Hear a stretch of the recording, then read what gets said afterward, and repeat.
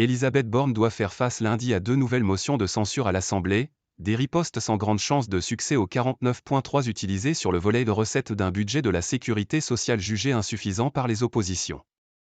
Les examens successifs des motions déposées par la gauche, LFI, communistes et écologistes, sans le PS, et le Rassemblement national devraient démarrer à 15 h dans l'hémicycle, sous réserve d'une validation formelle, juste avant, de la conférence des présidents du Palais Bourbon. Les Républicains, LR, excluant de faire tomber le gouvernement sur un budget, elles devraient subir le même sort que les motions repoussées il y a près de 10 jours, rejet qui avait valu adoption des recettes du budget de l'État, PLF, en première lecture.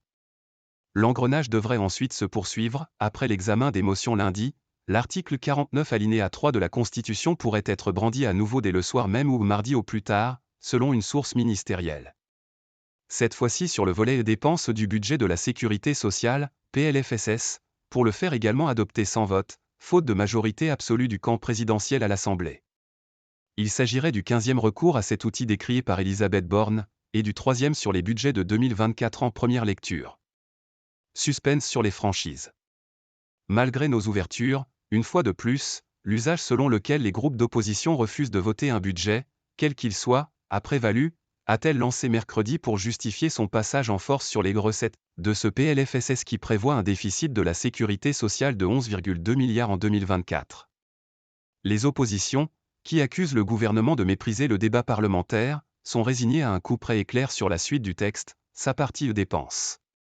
Ce volet contient notamment des objectifs de dépenses qu'elle juge insuffisants pour le système de santé, et en particulier pour l'hôpital.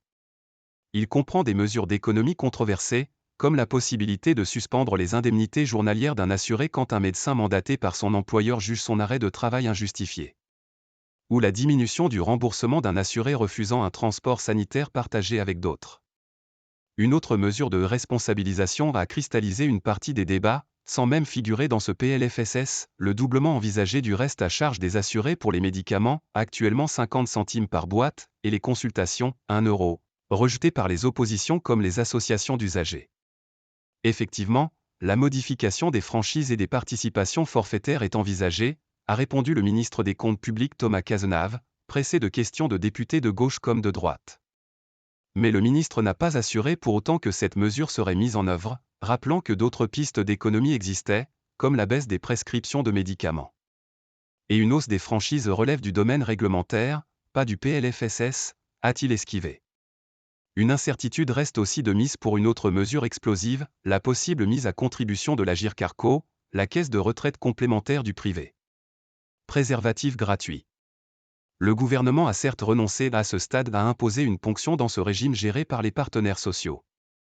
Mais sans exclure de déposer un amendement lors de la suite des débats budgétaires, si patronat et syndicats ne donnent pas des gages rapides de bonne volonté. Selon une source ministérielle, l'exécutif souhaite aboutir sur un cofinancement des minimums de pension, avec une contribution de l'Agirc-Arrco d'environ 400 millions d'euros pour 2024. Le volet dépenses du PLFSS prévoit aussi des mesures consensuelles, comme le remboursement pour les femmes de moins de 26 ans des protections périodiques réutilisables ou la gratuité des préservatifs pour les moins de 26 ans. Il amorce par ailleurs une réforme attendue de la tarification à l'acte dans les hôpitaux.